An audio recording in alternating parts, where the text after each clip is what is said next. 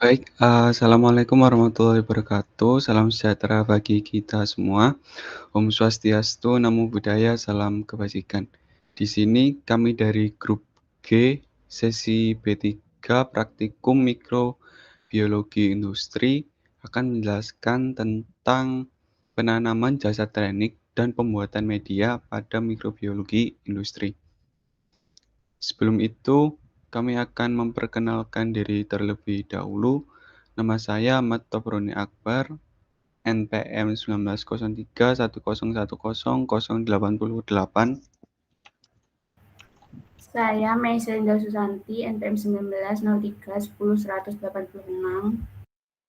Saya Muhammad Tulus Irawan, NPM 1803 1010184. Baik, langsung saja. Yang pertama, pengertian media pertumbuhan mikroorganisme. Media pertumbuhan mikroorganisme adalah suatu bahan yang terdiri atas campuran, yaitu yang berisi nutrisi, yang digunakan oleh suatu mikroorganisme untuk tumbuh dan berkembang biak pada media tersebut. Mikroorganisme memanfaatkan nutrisi yang ada pada media pertumbuhan, juga bisa digunakan untuk mengisolasi mikroorganisme, mengidentifikasi mikroorganisme, dan membuat sebuah kultur murni.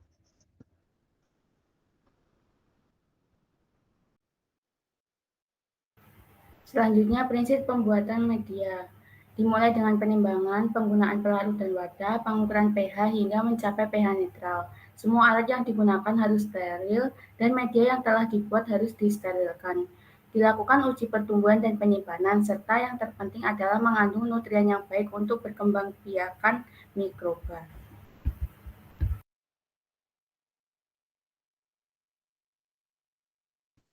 Yang selanjutnya ada kegunaan media. Jadi sifat media pembenihan yang ideal adalah yang mampu memberikan pertumbuhan yang baik jika ditanami kuman, mendorong pertumbuhan cepat, murah, mudah dibeli, mudah dibuat kembali, dan mampu memperlihatkan sifat khas mikroba yang diinginkan.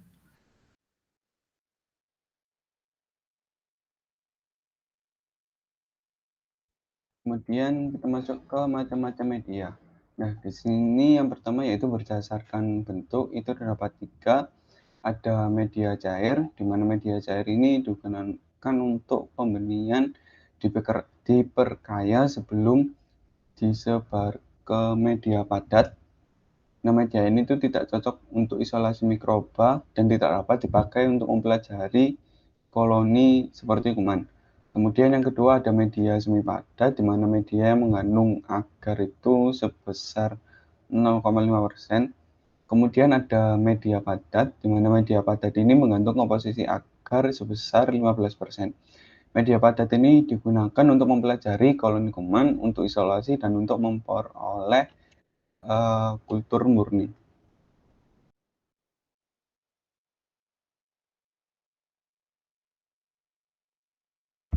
Selanjutnya yaitu berdasarkan komposisi. Yang pertama yaitu media sintetis, yaitu media yang komposisi zat kimianya diketahui jenis dan takarannya secara pasti. Yang kedua yaitu media semi sintesis, yaitu media yang sebagian komposisinya diketahui secara pasti. Yang ketiga yaitu media non sintesis, yaitu media yang dibuat dengan komposisi yang tidak dapat diketahui secara pasti dan biasanya langsung diekstrak dari bahan dasarnya. Lalu ada macam-macam media berdasarkan fungsi, yaitu yang pertama ada media untuk isolasi. Media ini mengandung semua senyawa esensial untuk pertumbuhan mikroba. Lalu yang kedua ada media selektif atau penghambat, digunakan untuk menekan pertumbuhan mikroba lain dan merangsang pertumbuhan mikroba yang diinginkan. Yang ketiga ada media diperkaya, yang digunakan untuk pertumbuhan mikroba dan ditambah komponen kompleks seperti darah, serum, kuning telur. Yang keempat ada media untuk peremajaan kultur, yaitu digunakan untuk peremajaan kultur. Yang kelima ada media untuk menentukan kebutuhan nutrisi spesifik, digunakan untuk mendiagnosis atau menganalisis metabolisme suatu mikroba. Yang keenam ada media karakterisasi bakteri, digunakan untuk mengetahui kemampuan spesifik suatu mikroba. Dan yang terakhir ada media diferensial, digunakan untuk mengidentifikasi mikroba dari campurannya berdasar karakter spesifik.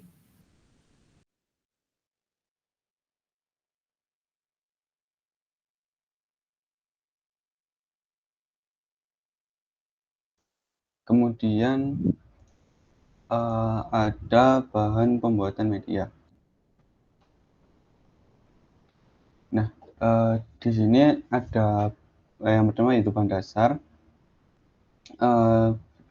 Biasanya yang pertama itu air, itu sebagai pelarut. Kemudian ada agar-agar yang berasal dari rumput laut yang berfungsi untuk pemadatan pada media agar. Karena kenapa pakai agar-agar? Karena agar-agar ini sulit didegradasi oleh mikroba. Kemudian ada gelatin yang memiliki fungsi seperti agar juga. Kemudian ada juga silika gel yang mengandung nutrien silika. Fungsinya juga sebagai pemadatan.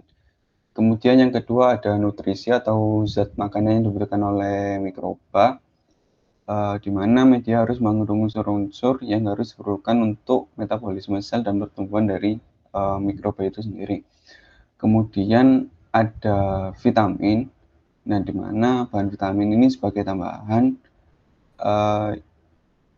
yang digunakan untuk beberapa mikroba yang membutuhkan vitamin yang tertentu. Selanjutnya ada syarat pembuatan media, yaitu suatu media dapat menumbuhkan mikroorganisme dengan baik apabila memenuhi persyaratan, diantaranya kelembapan yang cukup, pH yang sesuai, kadar oksigen baik, media steril, dan media harus mengandung semua nutrisi yang mudah digunakan mikroorganisme. Unsur-unsur yang dibutuhkan mikroorganisme untuk pertumbuhan meliputi karbon, nitrogen, unsur non-logam seperti sulfur dan fosfor, unsur logam seperti Ca, ZnNa, KCuMn, Mg, dan Fe, vitamin, air, dan energi.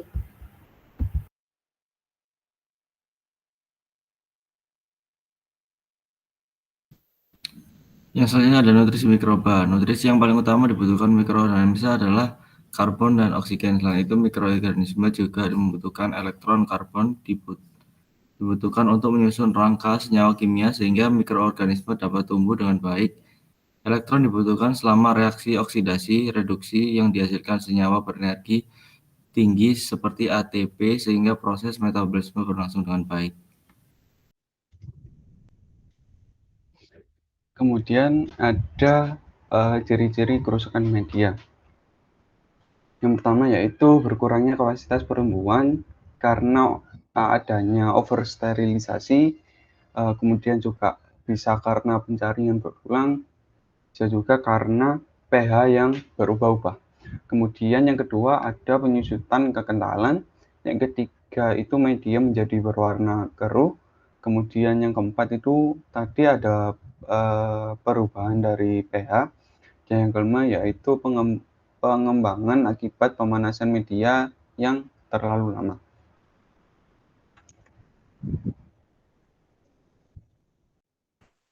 Selanjutnya ada pengertian dari jasa teknik.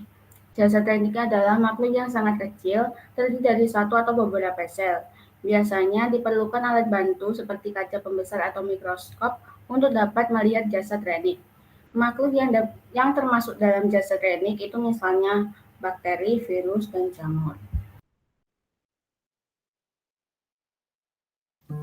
Yang selanjutnya ada fungsi jasa teknik, yaitu untuk yang pertama untuk mencegah infeksi pada manusia, hewan peliharaan, dan tumbuhan, untuk mencegah makanan dan komoditi lain menjadi rusak, dan untuk mencegah gangguan kontaminasi terhadap mikroorganisme yang digunakan dalam industri.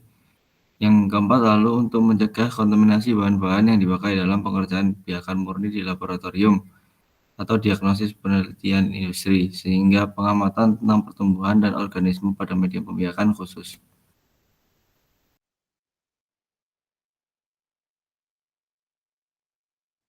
Kemudian ada inokulasi dan inkubasi. Jadi inkubasi itu merupakan pembiakan bakteri dalam kondisi yang menguntungkan bagi pertumbuhan atau perkembangan biakan bakteri yang dilakukan dalam tabung atau tahan petri. Sedangkan inokulasi adalah kegiatan pemindahan sel-sel mikroorganisme dari biakan yang lama ke medium steril yang baru dengan jarum atau jarum us yang telah disterilisasi.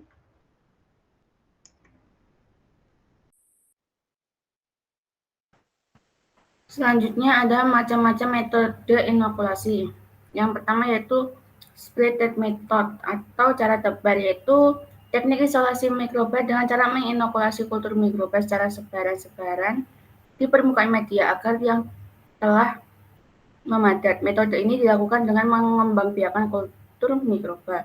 Yang kedua yaitu cara tabur. Cara ini dasarnya ialah menginokulasi media agar yang sedang mencair pada temperatur 45-50 derajat Celcius dengan suspen bahan yang mengandung mikroba dan menuangkannya ke dalam battery disk.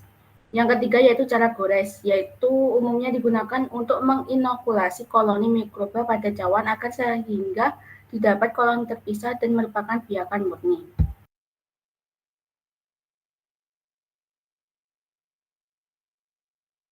Selanjutnya ada tahap inokulasi jasa trenik, yaitu misalnya metode pour plate, di mana piring digunakan sejumlah kecil inokulum dari kultur kaldu, ditambahkan dengan pipet ke tengah petri.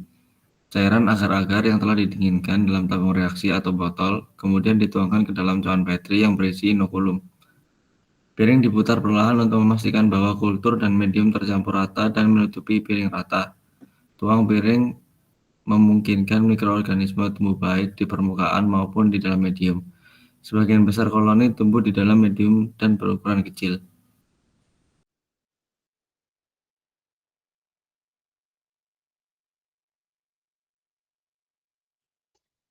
Kemudian ada perbedaan media dasar dan media inokulasi.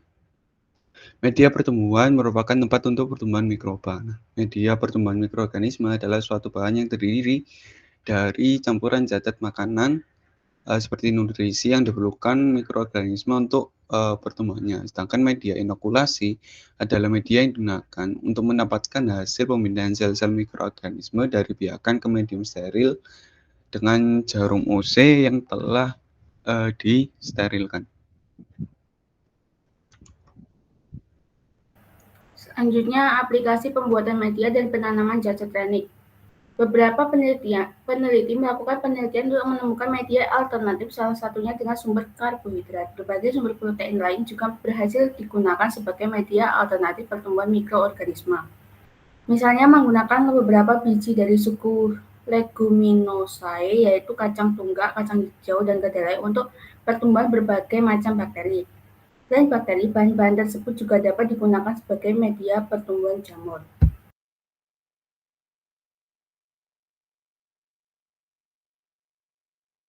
Lalu ada faktor-faktor yang mempengaruhi pembuatan media, yaitu kemungkinan dalam penimbangan atau pencampuran bahan, penggunaan bahan yang salah, serta pengukuran keasaman pH media, di mana akan berakibat berkurangnya kapasitas pertumbuhan, penyusutan, kekentalan, warna menjadi keruh, dan perubahan pH dan pengendapan. Lalu juga ada faktor yang mempengaruhi pertumbuhan bakteri, yaitu faktor nutrisi, suhu, dan tekanan osmotik. Jumlah koloni pada konsentrasi 10% lebih sedikit dari konsentrasi 8%, sementara nutrisinya lebih besar. Ini terjadi akibat media terlalu banyak, komposisi yang tidak sebanding, ataupun kesalahan dalam proses penanaman bakteri ke media sehingga mempengaruhi jumlah populasi bakteri.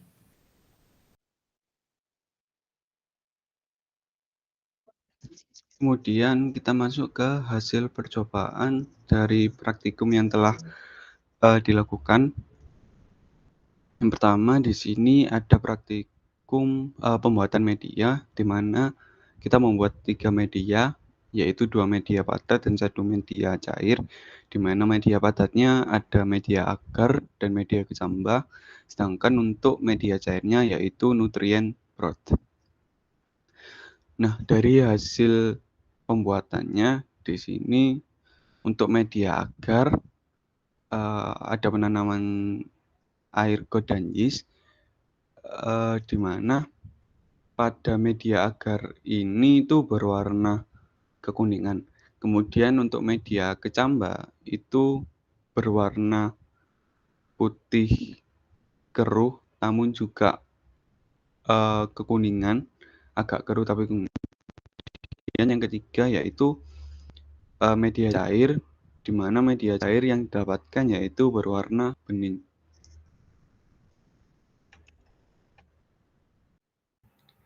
Selanjutnya, ini adalah hasil mikroskopis dari media.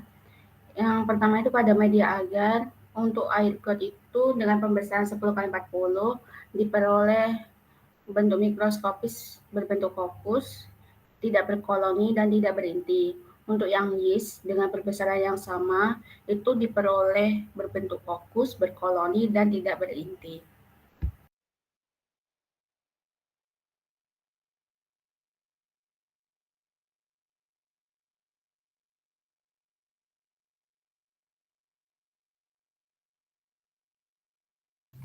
Yang kedua ada pada media kecambah, yaitu penggunaan air got dan yeast. Yang pertama, di air got didapatkan perbesaran objektif dari perbesaran objektif 10x40, bentuknya fokus, berkoloni dan tidak berhenti. Lalu yang pada yeast, perbesaran objektif 10x40 juga didapatkan bentuk tidak beraturan, koloninya juga tidak berkoloni dan tidak berhenti.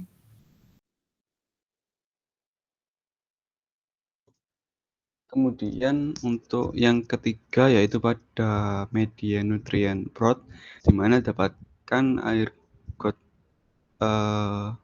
yaitu bentuk tidak beraturan, membentuk koloni dan tidak berhenti. Kemudian untuk hasil yeastnya itu didapatkan pengamatan yaitu bentuknya tidak beraturan, berkoloni dan tidak berhenti. Nah, perbesarannya juga sama yaitu menggunakan 10x40. Baik, mungkin cukup seperti itu yang bisa kami sampaikan untuk pembuatan media dan penanaman cesat renik. Kurang lebihnya mohon maaf. Wassalamualaikum warahmatullahi wabarakatuh.